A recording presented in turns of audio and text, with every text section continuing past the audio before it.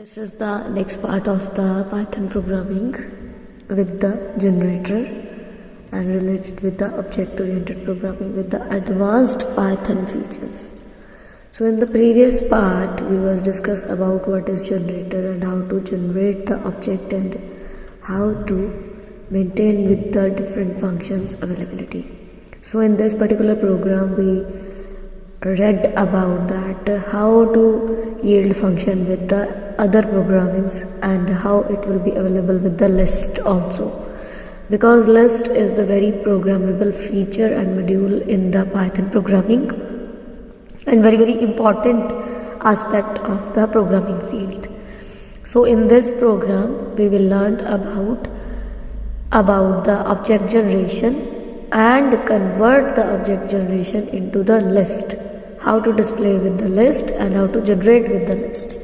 Firstly, same as that, define function is over there as per the function, and this is the function name, and a and b are the two arguments over here. There are two, we don't use the return function over here because we know about in the previous part that the yield function create the object. So in this we will use that method, that back and forth yield method create the functionality feature. So in this program we will use the yield for the a argument and for the b argument. After that resultant field is over there.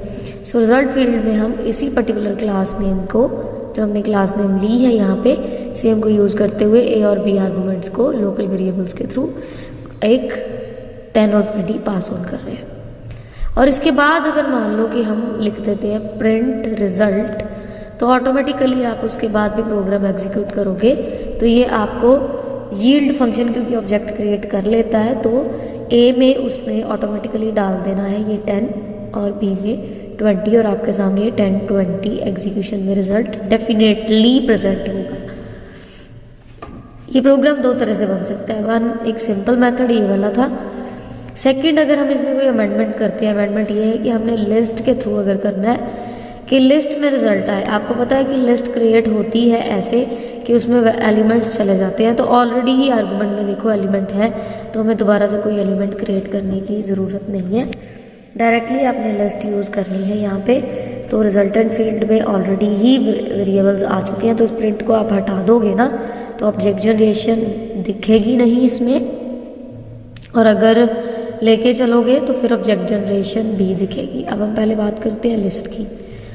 List में देखोगे तो हमने यही डालना है result वाला part, और print जो इस लिस्ट में वो फैच करके ले आएगा और उसकी टाइप बता देनी है लिस्ट, क्योंकि हमने यहाँ पे टाइप नहीं बताई थी. टाइप यहाँ पे भी बता सकते हो, प्रिंट के बाद जो रिजल्ट लिखा है यहाँ पे आप टाइप बता सकते हो, टाइप ऑफ रिजल्ट, क्योंकि टाइप है यहाँ पे यील्ड.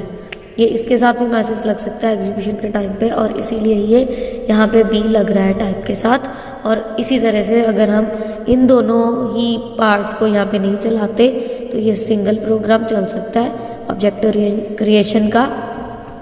और यहाँ पे अगर हम इसको अब हटा के लिस्ट के थ्रू चलाते हैं तो ये हमें लिस्ट के पॉइंट्स को रेफरेंस में रिटर्न बैक करेगा, क्योंकि ऑलरेडी उसके पास ऑब्जेक्ट क्रिएशन हो चुकी है और 10-20 हो चुकी है. प्रोग्राम को आप दोनों तरह से चला के देखना. सेम प्रोग्राम में दोनों लाइंस ये वाली ऐड करो, चलाओ, फिर देखेगा ऑब्जेक्ट जनरेशन.